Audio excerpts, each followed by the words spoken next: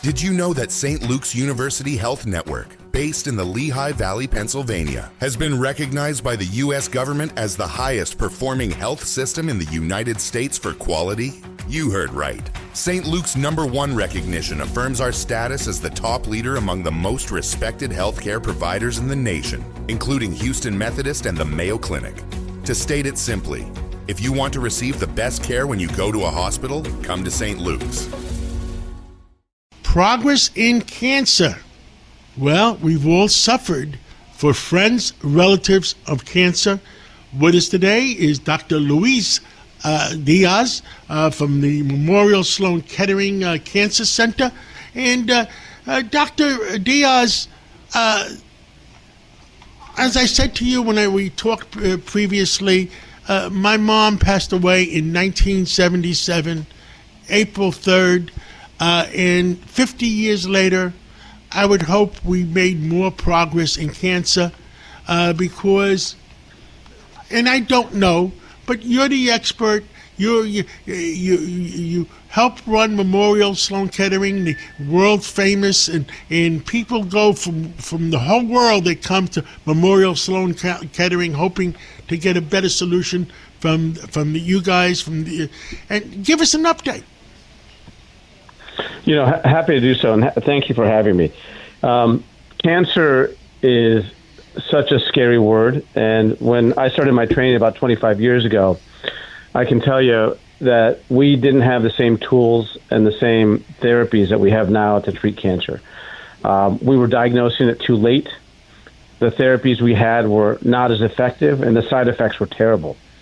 We now have tools to detect cancer early so that it can be treated with minimal surgery, minimal therapy, minimal radiation.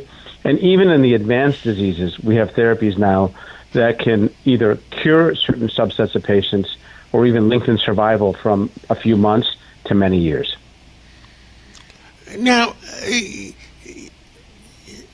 is there any, I hate the word to use cure.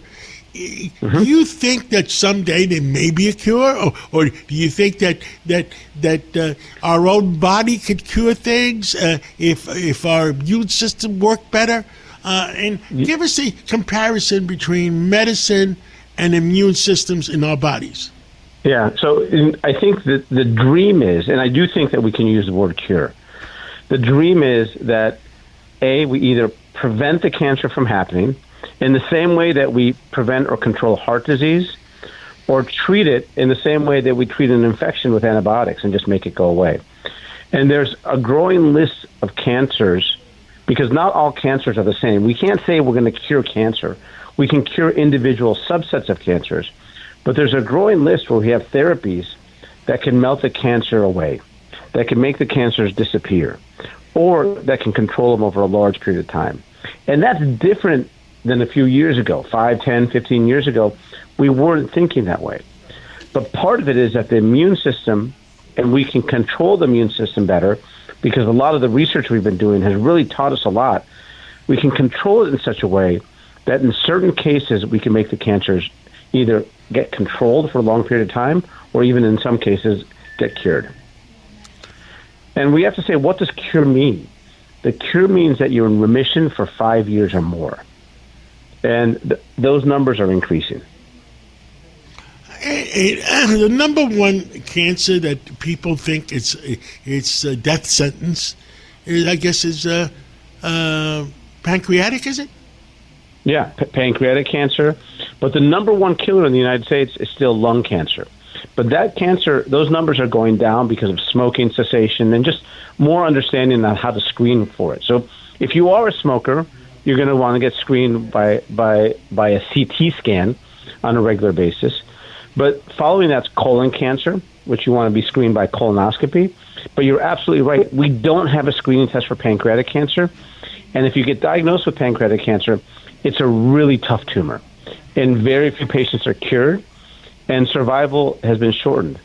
But what you'll be hearing over the next few weeks is of a new drug that's come out that is based on the genetics of the cancer, where we can target a certain molecule and we can extend the life of pancreatic cancer patients. We probably won't cure them, but we can extend the life by a few months to maybe 1 to 2 years. Well, 1 to 2 years is better than a few months. It really is. It really is. And it gives you time with your family. It gives you time to get things in order. It's a devastating diagnosis, and I've treated patients who are young and old, and it's always tough. Have you determined, the other thing is determining what things people do that causes it. Any idea? Yeah. I mean, I've seen some articles in the last few months that in pancreatic tumors, they found plastics. And, right now the taboo thing is when you drink water out of plastics or you eat food that's in plastics, that the plastics rub off into your blood system. So let me begin with the plastics. We don't know yet. There's a lot of data that suggests that when you ingest plastics, it gets trapped in your body. But we don't know if it's causing cancer. And certainly cancer rates in some cases are going down, and in other cases are going up. In the case of cancers of the GI tract, pancreas cancer, colon cancer, gastric cancer, rectal cancer, those numbers are going up, and especially in young people. I'm seeing so many people in their 20s with cancers that you only saw in people in their 50s or 60s. Could plastics have something to do with it? I don't know. But we do know the causes of other cancers. So one, some people have a family history of cancer, and that's about 10% of all cancers. There's another component. What about just smoking or UV light, or if you get exposed with radiation? Those cause a big chunk of other cancers. But probably the most common cause of cancer across the population is bad luck. And it's a mutation that happens in the gene as we age, and it's something we can't control. And so even though that there are causes to cancer, a lot of it's driven by bad luck. Well, it's good to say that, but I always think that you do something to your body, or you don't give it the nutrients it needs to build up the immune system. And that's just my personal opinion. And me, yeah. I'm just a grocery man. But you know food, and you know how to nourish people, right? And I don't think you're wrong. I think in the future, we're going to understand that even if you have the bad luck of a cancer being born in your body, that because your body, maybe with a little help with nutrition, maybe with a little help of a medication, will be able to clear that cancer before it becomes a problem. In addition, what we're doing right now, I have not, one of our companies, Gristides and D'Agostino, I have not run that company in 10 years or 15 years, but I am trying to tell our listeners and our customers to be healthier. One product that was a surprise, my mother and father always cooked it, okra. According to some science results, if you eat okra, the okra removes plastics from your blood system. Have you heard that at all? I haven't heard it, but let me look something up really quickly as we talk. I think okra has a lot of, fiber there. And we know that diets that are very high in fiber can clean out the GI tract. So there might be some truth to that. One thing that Americans don't eat enough of, and we do need to eat more of, is fiber. And okra may be a good source of that.